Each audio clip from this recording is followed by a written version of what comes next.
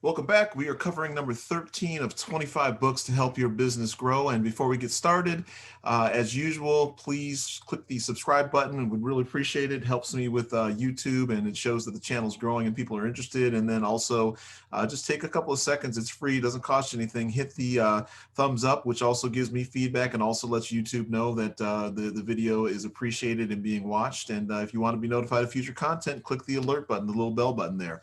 But again, this is number 13 of 25 books to help your business grow. Never stop learning. This is Think and Grow Rich by Napoleon Hill. So I've kind of, I like this book. I think it's worth the read or the listen. I've listened to it and read it a couple of times. I'm not necessarily into all the stuff that he kind of promotes in terms of, the visual. I'll just say that, the visualization and having conversations with, some of those folks. Again, you can do what you want. I think visualization is a positive thing, but I think he gets a little bit deep into it, more than what my comfort level would be. But anyway, that's neither here nor there. There's still a lot of good examples and a lot of good tips and a lot of good things that you can do. And this is really more.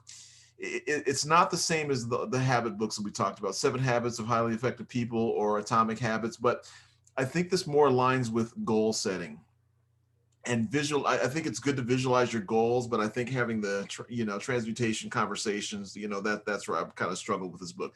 But I do like the title as well. I think this guy, his story is very interesting, and just kind of who he worked with throughout his career, and just kind of how he puts pen to paper here and really kind of flushes things out. I think it is a very, very, very important, not only to have goals, but to actually write them out and to actually focus on what those are, because again, it's easy to get distracted, and having something printed out that you can focus on helps you stay focused, because there's so many distractions, especially nowadays, right?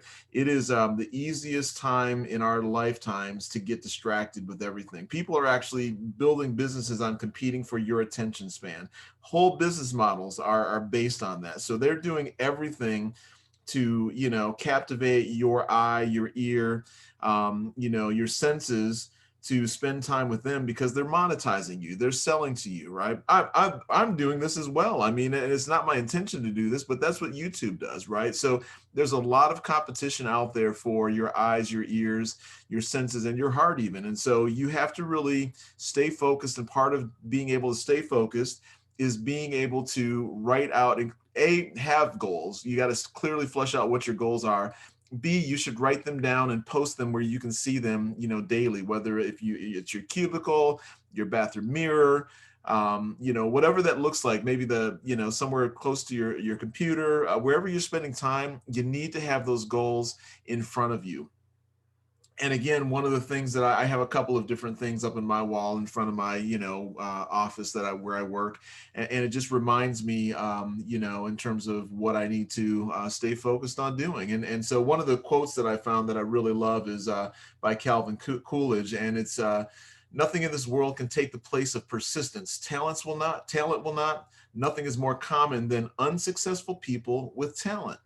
Genius will not. Unrewarded genius is almost a proverb. Education will not.